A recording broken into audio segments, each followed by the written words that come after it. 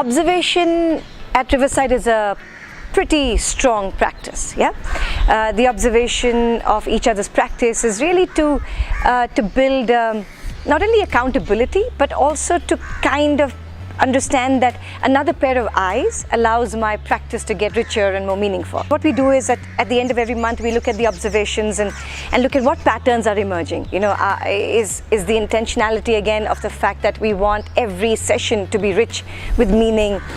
Should every session have relevance at the core of its practice? Should every session have the adequate amount of rigor? And should the sessions be designed so that relationships are built, right? That's really why a session is designed. So at the end of every month, when we were doing our patterns and when we would go and see the observations, we started realizing while there was so much rich practice happening, the one gap that continued to surface was the gap in the articulation of the relevance. Right? And in the explicit articulation. So while it was there in the planning, it was not always explicitly articulated. So that kind of got us thinking, how do you make it more explicit? How do you make it intentional that every session would have those ingredients up front and center? So that not only will the teacher be able to understand that are the pieces that should not get missed, those are non-negotiables as it were, and the children also or the students are able to understand that that's the purpose. So it's not just a topic I'm learning, but it's towards a higher relevance about the application or objectives. So we said, how do you do this? How do you make this happen so that every class is rich with these ingredients? Ta-da! Right in front of us was the answer, the board.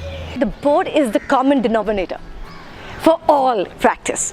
Your personality, your expertise is all the bonus.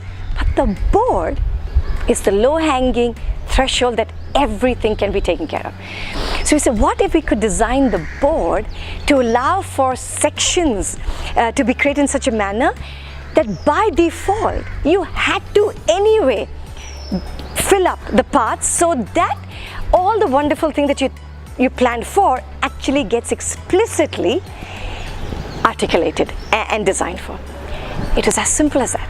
So we quickly prototyped it a couple of years ago, and we realized, my God, it was starting to make our practice that much richer, that the children were now looking forward to not just accepting a topic, but demanding relevance, which is exactly what a learning should be like. It should be a kind of a back and forth. And suddenly the board gave us so many things we could do. We could work on the rigor. I mean, there was a space specifically aligned for your vocabulary that would come up or that was designed for. That when children added value to a class, you could honor them and account for that moment. The relevance was very up center, so that it was a great way to constantly close the loop and to keep referring back that we're learning all of this but towards a higher purpose. It was fantastic, and it takes all of like 2 minutes to kind of craft out and design, and it's a 2 minutes at the end to close the loop. So it is a wonderful bookending of a great session.